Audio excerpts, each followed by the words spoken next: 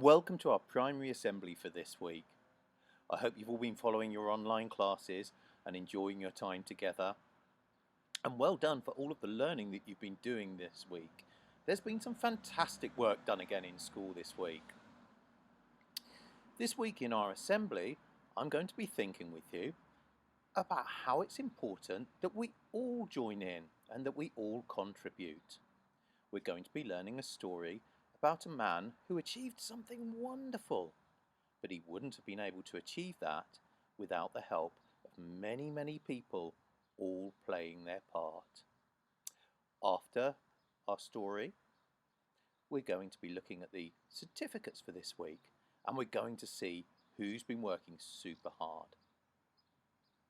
Hope you've enjoyed this week. I hope you have a lovely weekend, and well done for all your great work.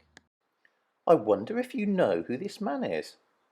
He looks slightly strange, doesn't he, with his long hair and his very strange scarf. This man is called Sir Christopher Wren. He lived many, many years ago.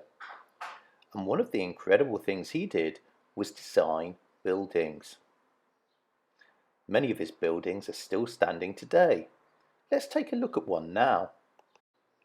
Do you know what this building is called or where it is? This building is very famous. It's one of London's most famous landmarks, and it's called St. Paul's Cathedral. Sir Christopher Wren, who we just saw, is the designer, the architect of this cathedral. Sir Christopher Wren must have been incredibly clever to do what he did. Here are some of the drawings from his first designs for St. Paul's Cathedral. Imagine the detail that he had to think of to create such a wonderful building. When you look at the outside of St. Paul's Cathedral now, you might miss some of the detail, some of the amazing workmanship and craftsmanship that went in to creating this incredible building. Let's take a look in detail. Right on the front of St. Paul's Cathedral is this incredible piece of stonework. It will have been made by one stonemason. He will have worked hard and created this by hand, using tools to carefully carve the face that we see now and all of the detail, including the hair. If we step back just a little bit further, we can see that this stone face is just a small part of many, many more very carefully carved pieces that make up the front of St. Paul's Cathedral. Can you see where our stone face is now? If you look at the little round window, our stone face is just a small part of all of that amazing stonework below the window. And what about now?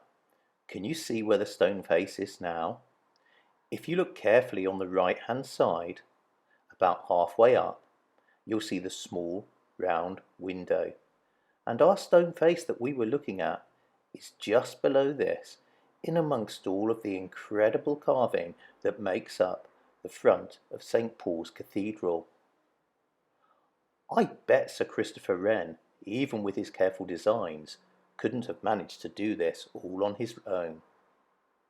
The cathedral only came about because everybody managed to play their part and work together as a team to create something spectacular.